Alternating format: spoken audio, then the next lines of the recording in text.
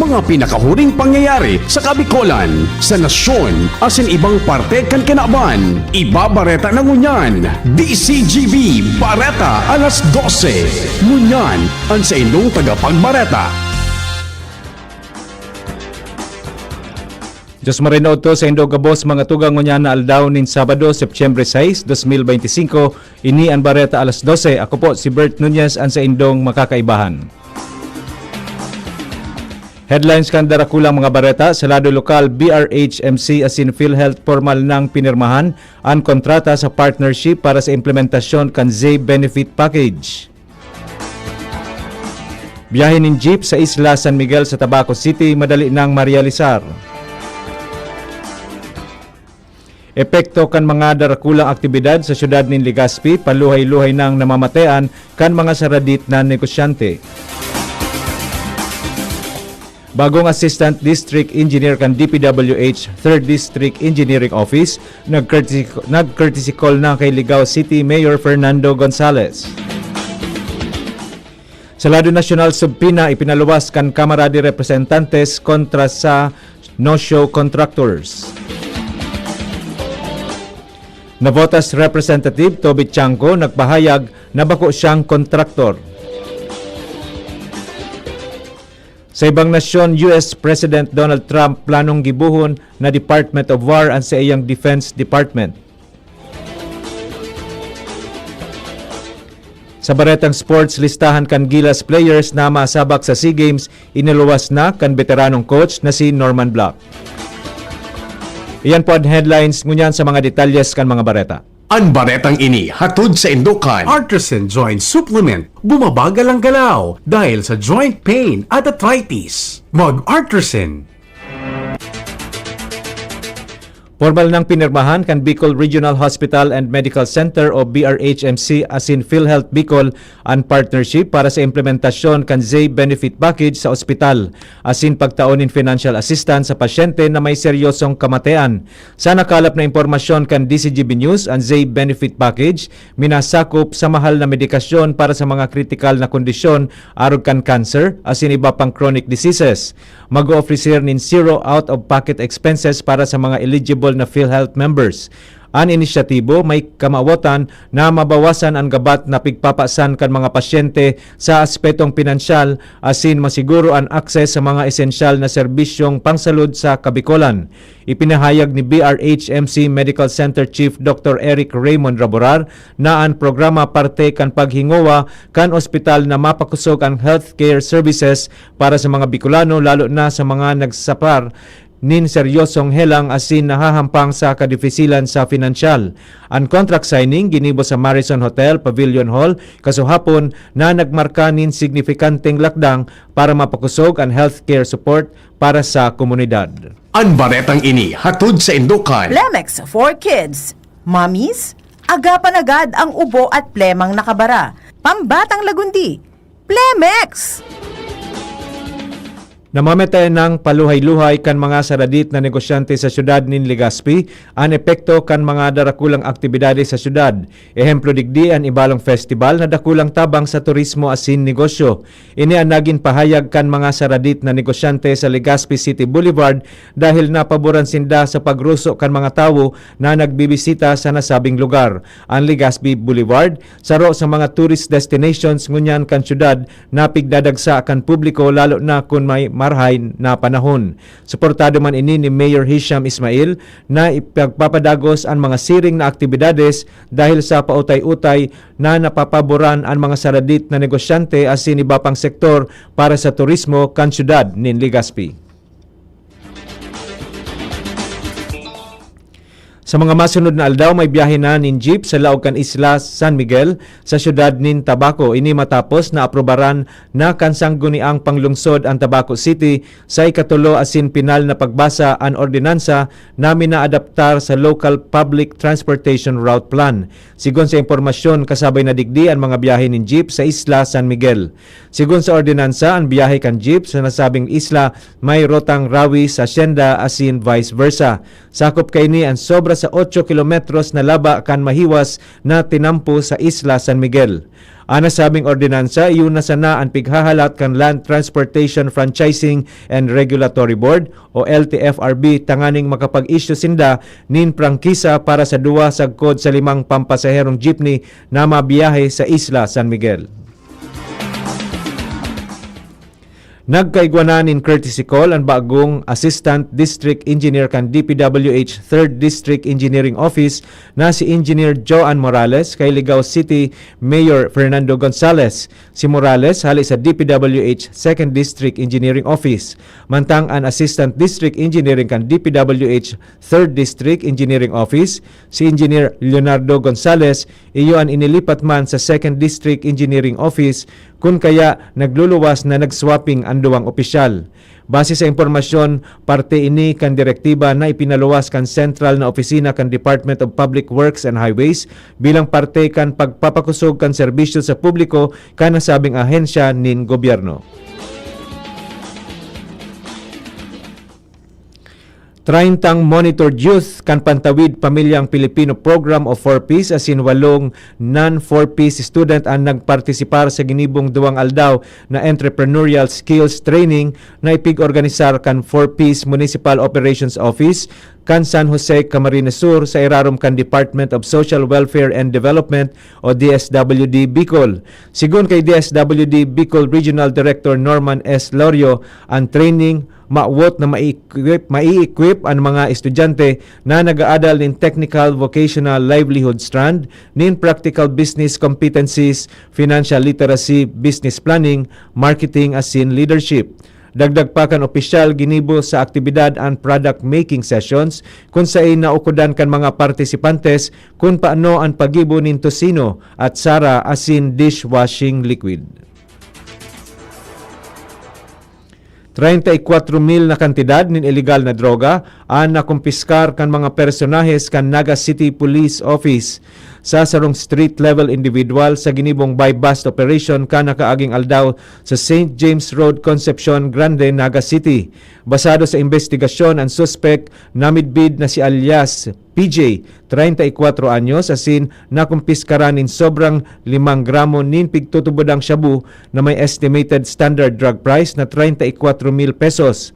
Apera kainin ako aman sa suspect ang sarong kalibre 38 revolver na walang serial number asin trademark loaded nin 5 live ammunition. Ang suspect patinaan mga nakumpiskaran na ebidensya nasa kustodiya na kan Naga CPO para sa magkakanigong dokumentasyon asin disposisyon.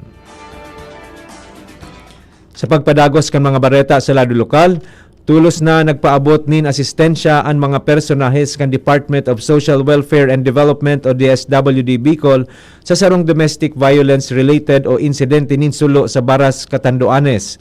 Basado sa impormasyon, bandang alas 11 nin pagkabanggi kan Septyembre 4 kan nangyari ang sulo sa nasabing lugar na pinagtutubodang pinuunan kan ama kan pamilya katakod kan domestic altercation. Ang suspect na pag-araman nabuyong asin tulos na inarestar kan mga autoridad.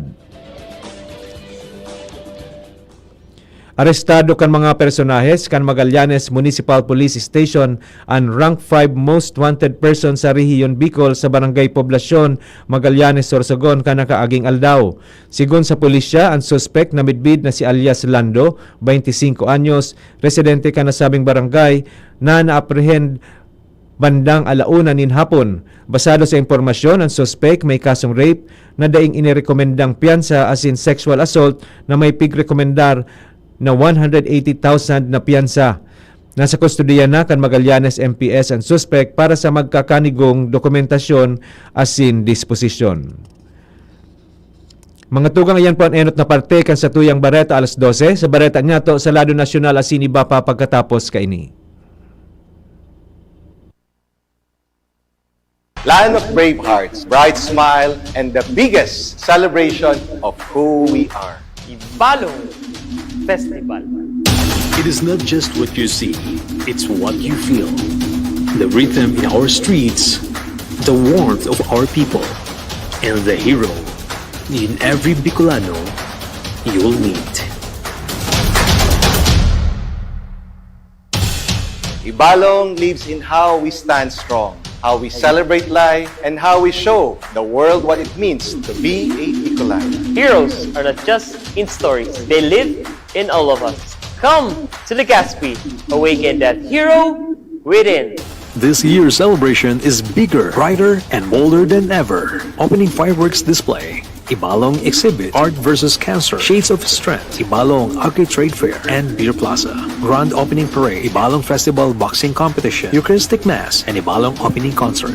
Ibalong Tattoo Expo 2025, First Mayor's Cup Ibalong Festival, Open Karate Do Championship, Derby, First Mayor Hisham Ismail Airsoft, and Speedball Competition, Baile de Ibalong, and Dance Showdown 2025, Vocal Warriors Ibalong, and Sing Off 2025 auditions. First Ibalong Digital Animation Competition, Beach Volleyball Tournament, Ibalong Festival Grand Jog Fair 2025, Ibalong Band Fest, Battle of the Bands, and Ibalong Golf Tournament. Ibalong Zumba 2025, the first Ibalong Fun Bike and Fun Run, Car and Motor Show, Ibalong Grassroots Dance Sports Tournament, and DMS Medical and Optical Mission, Table Tennis Tournament, and Dragon Boat Invitational Race, Fort Mayon 360 Bike Challenge, Tahanang Tanghalan and Ibalong Football Tournament, Second National Billiards Tournament, Mutianang Ibalong Coronation Night, Vocal Warriors Sing-Off Grand Finals, Ibalong Street Dance Competition, First Ibalong Festival Regional Open Pamsay and Kuguro, and the Grand Finale, Live Bini Concert. At Opo, Bini is coming to Legazpi.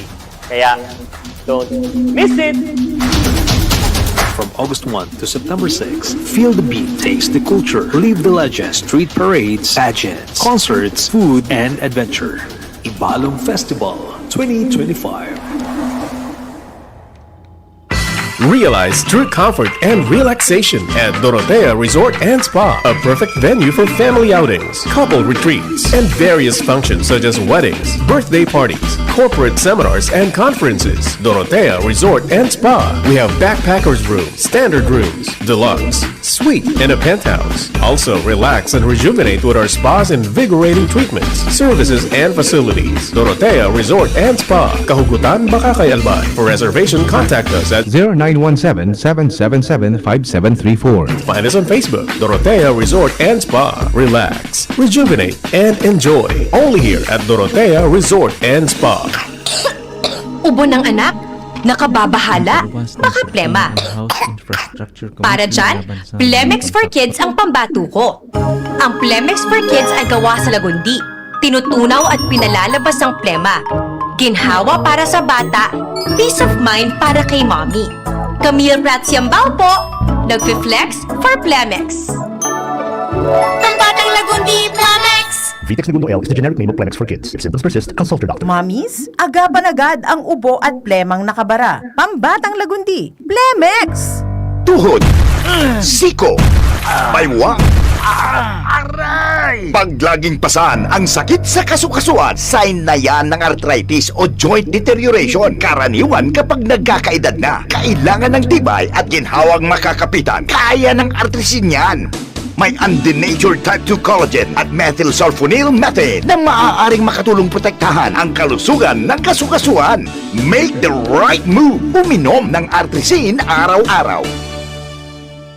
Mabibili ang artrisin sa mga leading drugstores nationwide. Mahalaga ang paalala, ang artrisin ay hindi gamot at hindi maaaring gamitin panggamot sa anumang uri ng sakit. Huwag baliwalain ang kirot na nararamdaman sa tuhod. Baka hindi lang yan joint pain, kundi sintomas ng arthritis. With proper diet and exercise, uminom ng artrisin. Ang artrisin ay undenatured type 2 collagen at methylsulfonyl methane supplement na maaaring makatulong protektahan ang kasukasuan. Ito ay may antioxidant at anti-inflammatory properties na tumutulong labanan ang epekto ng arthritis tulad ng pananakit ng kasukasuan, pagkasira ng buto at limitadong paggalaw. Sa tulong ng artrisin, maaring mas tumibay ang cartilage, ligaments, tendons at synovial fluid na bumubuo sa kasukasuan, mas flexible gumalaw, kayang-kaya maglakad o mag-jogging. Mabibili ang artrisin sa mga pangunahing butika nationwide. Make the right move.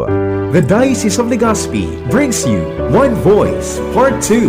One Voice Part 2, a dinner concert for a cause, featuring the clergy and seminarians of the Diocese of Legazpi with renowned chef, Chef Jesse Senchoco, as we serve fine dining experience. Sana naman po yung mga kababayan natin sa Legazpi at sa mga kalapit bayan, huwag po kayong manghinayang sa itutulong ninyo. Huwag tayong titigil ng paggawa ng mabuti, lalong-lalo na kumpara sa Diyos na pinagmulan ng lahat ng ine-enjoy natin sa buhay. Happening on October 10, 2025, 6 p.m. at the Legazpi City Convention Center, LC3. Reserve your seat now. Tickets available at your local parish. Be a benefactor. Support a seminarian. Lugod mapangyari asin maging mabunga, huli kan sa inong suporta, asin tabang kan sa tong mahal na Diyos. Salamat po!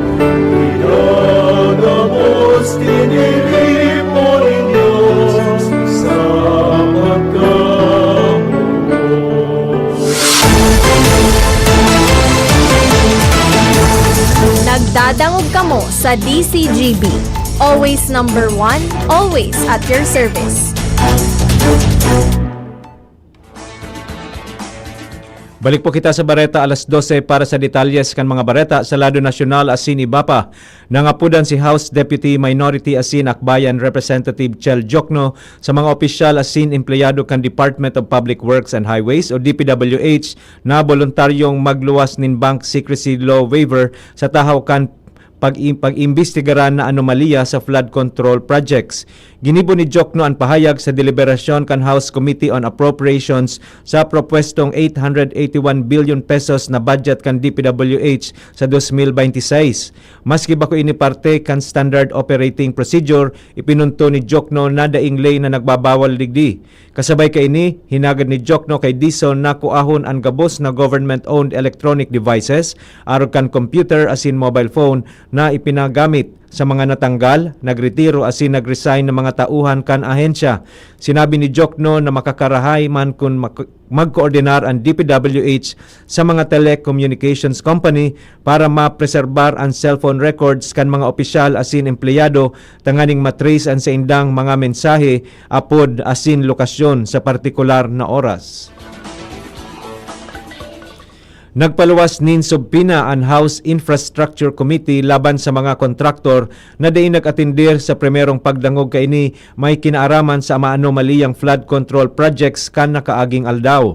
Sigon kay Bicol Saro Party List Representative Terry Ridon, Chairperson kan House Committee on Public Accounts, na ang subpina ipinaluwas kontra kina Sara Diskaya kan Alpha and Omega General Construction, Mark Arevalo kan Wawaw Builders Corporation, Miguel Huntura kan St. Timothy Construction Corporation, Yumir Villanueva kan Top Notch Catalyst Builders asin Sally Santos kan Sims Construction Trading.